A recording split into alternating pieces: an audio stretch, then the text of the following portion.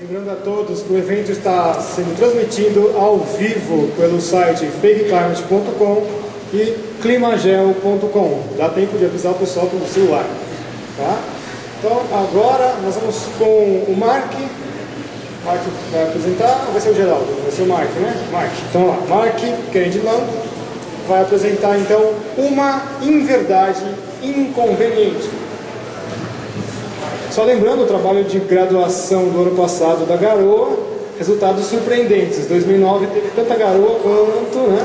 E junto do ciclo solar. A aluna Melanie defendeu esse trabalho com muito custo. Vamos lá. Boa noite a todos.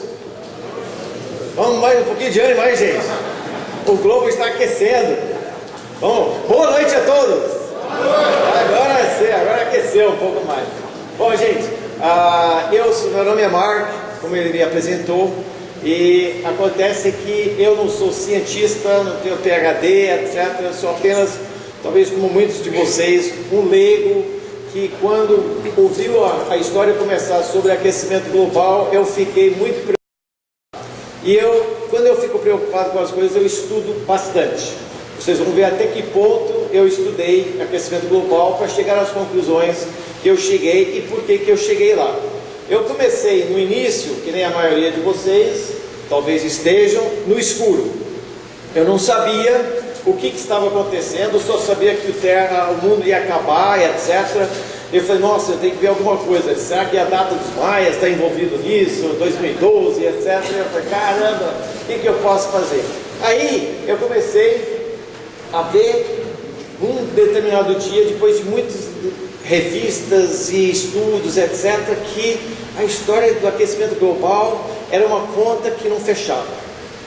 Eu vou te explicar porquê e talvez vocês vão concordar comigo. Essa ficha caiu para mim quando eu abri um Scientific American e lá dentro tinha o mesmo gráfico que você viu do Al Gore, aquele grandão lá, tal, que é esse aqui. E sendo leigo, eu não sou o Molion da vida, etc., mas a gente, sendo leigo, a gente consegue observar algumas coisas. Eu observei 3 coisas nesse gráfico que acho que vocês vão concordar comigo. A primeira coisa é que ele une as 3 coisas importantes, que é a mudança de temperatura, dióxido de carbono e metano. Esses 3, quando se fala em aquecimento global, sempre andam juntos. Ok? A segunda coisa que me chamou a atenção, eu falei, nossa, será que eu estou na página certa? Essa aqui acho que é um eletrocardiograma. Acho que deve ter a página errada. Mas não, é um gráfico de temperaturas e de metano e de carbono, de dióxido de carbono. Desculpa, eu sou americano, então de vez em quando eu vou dar uma deslizadinha, mas vocês me desculpem. Então, olhando, aqui embaixo você tem os milhares de anos. Esse aqui é o mesmo gráfico que o Al Gore mostrou, só que ele foi muito esperto. Você viu que ele estendeu esse gráfico em quase 20 metros de palco. Então você não percebe tanto essas regularidades que tem dentro dos ciclos da natureza. Tá? E quando eu observei, eu falei, puxa vida, olha só aqui.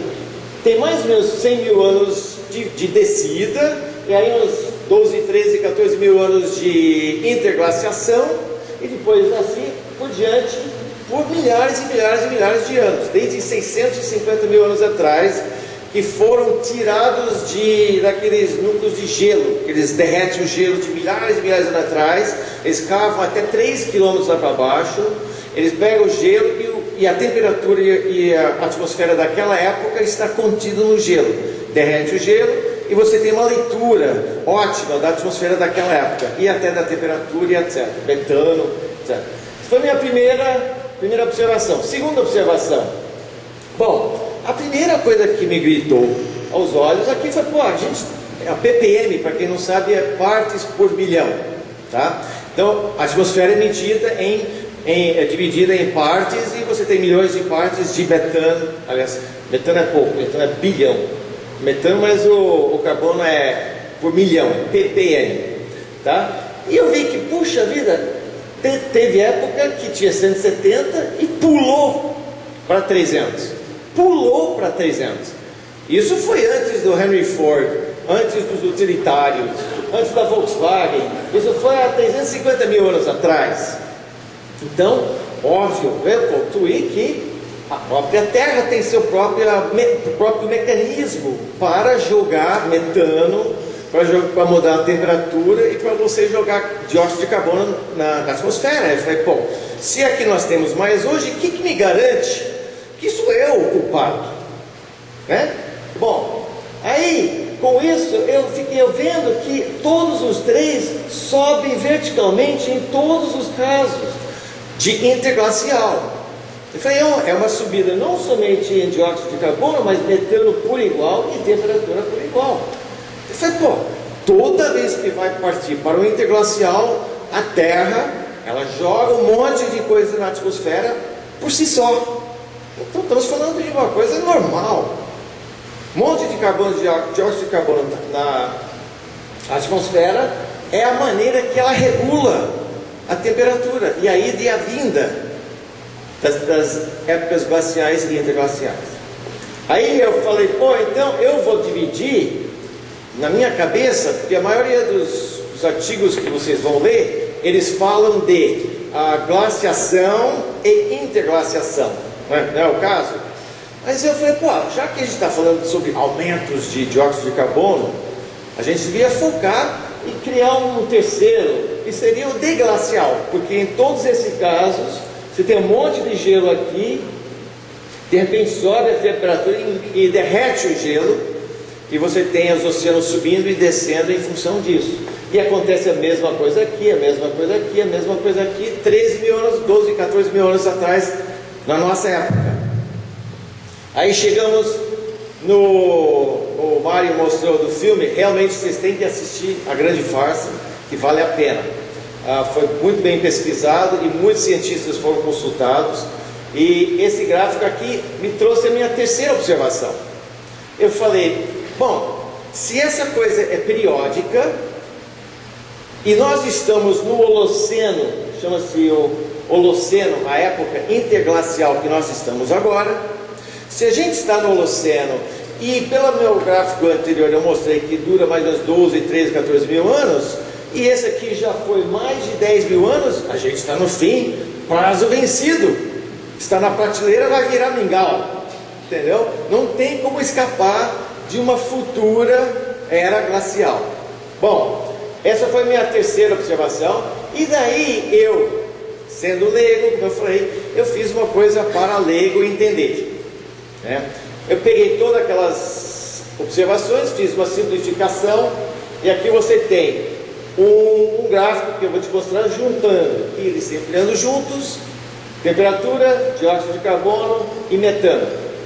Esse gráfico você tem um teto, porque se você lembra aquele gráfico, você pode ver que ele nunca passa muito de um teto específico, nem ele abaixa muito de um piso específico.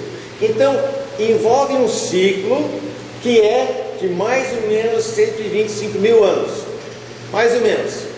Quando eu li isso aqui, ainda não tinha conhecido o tal do Milankovitch, etc., mas hoje já estamos mais por dentro. Bom, o que eu percebi, se você junta todos aqueles gráficos que eu te mostrei, as observações, etc., o que vocês vão ver é que temos três tendências de glaciação.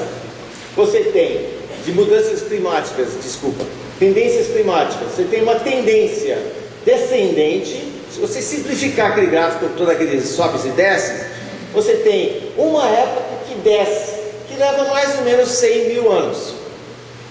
Aí alguma coisa dá uma guinada na cabeça da Terra, e ela, sobe que nem um rojão, né? Isso seria a tendência climática ascendente, no meu vocabulário, tá? Então temos a descendente, temos a ascendente, e daí o que acontece? Estabiliza.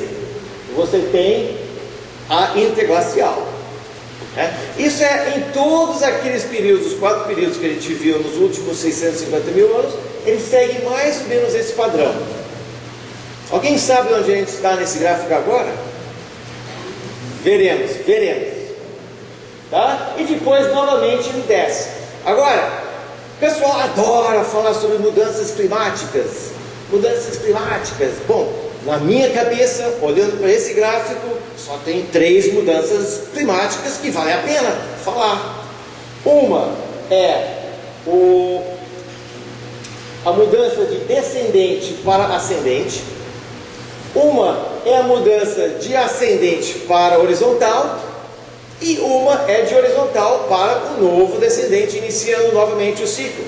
Gente, essas são mudanças climáticas. Se a temperatura sobe 1 grau, desce 1 grau, isso não é mudança climática, vocês me desculpem. Isso aqui sim é uma mudança de tendências climáticas, na verdade.